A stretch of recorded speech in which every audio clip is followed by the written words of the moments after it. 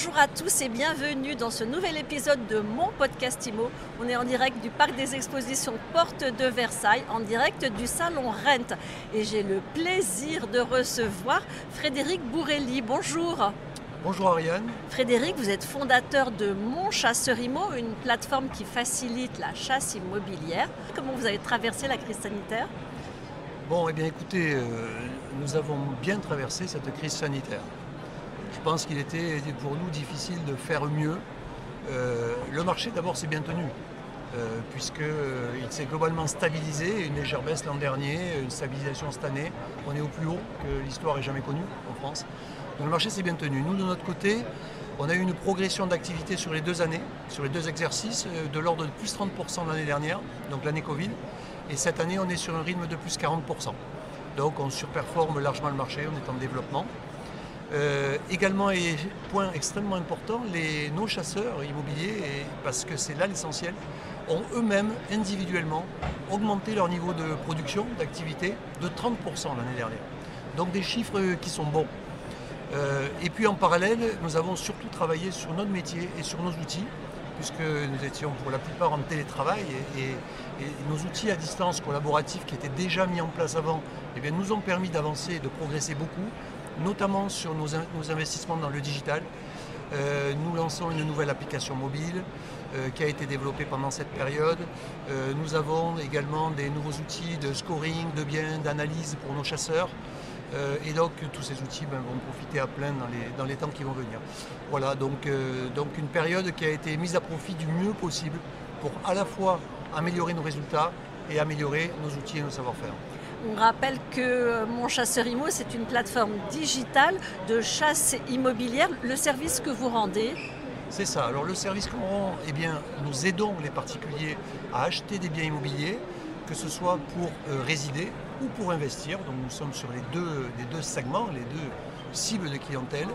Et donc pour cela, nous digitalisons le plus possible leur parcours d'achat au travers d'une application mobile et surtout avec un chasseur immobilier qui va effectuer toutes les recherches, accompagner l'acquéreur pendant les visites, négocier pour lui proposer tous les services et le conseiller, le rassurer pendant tout le déroulé de son projet. Donc nous combinons du digital et de l'humain pour le meilleur. Frédéric Bourrelli, quels sont les enjeux de la PropTech pour vos chasseurs immobiliers et pour leurs clients ? Alors les enjeux, c'est le même enjeu en fait pour les deux.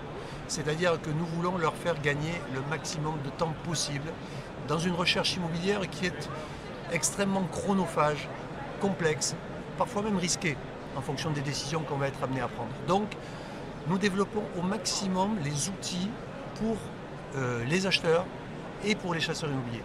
Donc les acheteurs, c'est leur application mobile. Toute l'information sur leur projet est contenue dans une seule application mobile. Ils peuvent dialoguer, échanger avec leurs chasseurs, visualiser les biens qu'on leur propose, hyper qualifiés, renseignés, etc. et prendre les bonnes décisions. Ils peuvent y stocker tous leurs documents liés à la recherche. Et en fait, c'est leur seul point d'entrée digital pour leur recherche immobilière.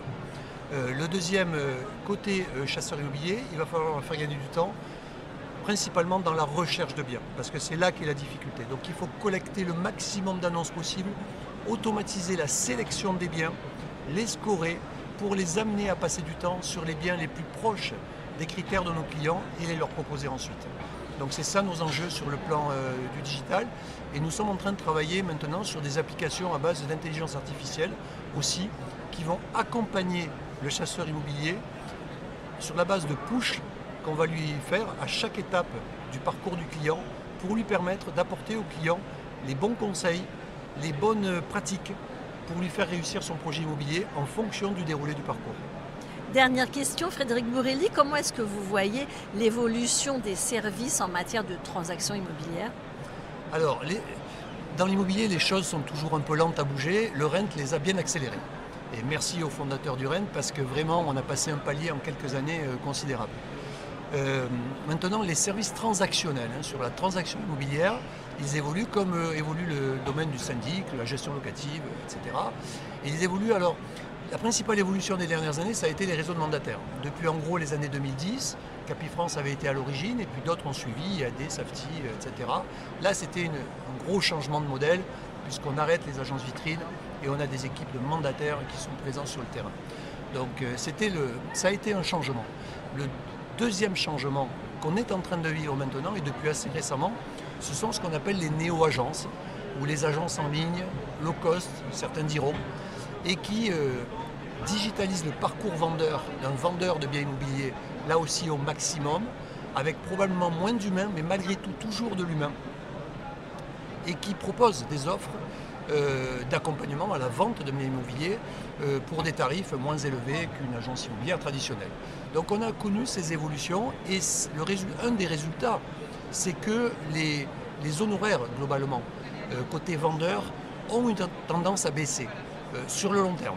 On l'avait déjà constaté au précédent Rent, ça se reconfirme encore, donc ces honoraires ont tendance à baisser parce que aussi les particuliers le demandent, tout simplement.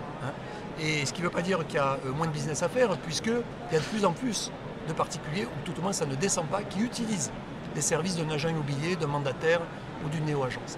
Donc ça, c'est une évolution. Et là, on est dans ce qu'on appelle le monde du sell-side, c'est-à-dire les services côté vendeur, pour les aider à vendre. La question maintenant, c'est le côté buy-side. Comment est-ce qu'on aide l'acheteur, qui lui est tout seul, avec une multitude d'interlocuteurs, de sites, pour faire sa recherche et de types de professionnels. Et donc nous sommes sur ce créneau et ce domaine des services buy-side est en pleine évolution. On a de nouveaux acteurs qui arrivent sur ce segment, principalement d'ailleurs dans le domaine de l'investissement locatif. Et nous sommes beaucoup plus sur la partie résidentielle, sur ces services buy-side.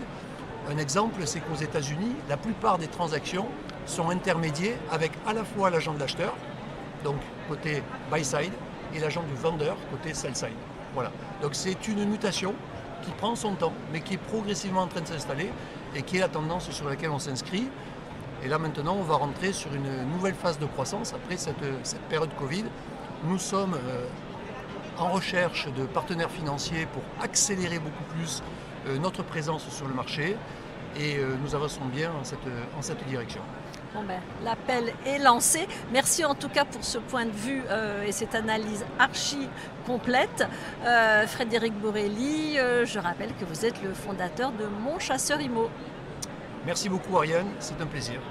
À très bientôt et à très vite pour un nouvel épisode de mon podcast Immo en live du Salon Rent, à retrouver sur toutes les plateformes de téléchargement et sur mysweetimmo.com.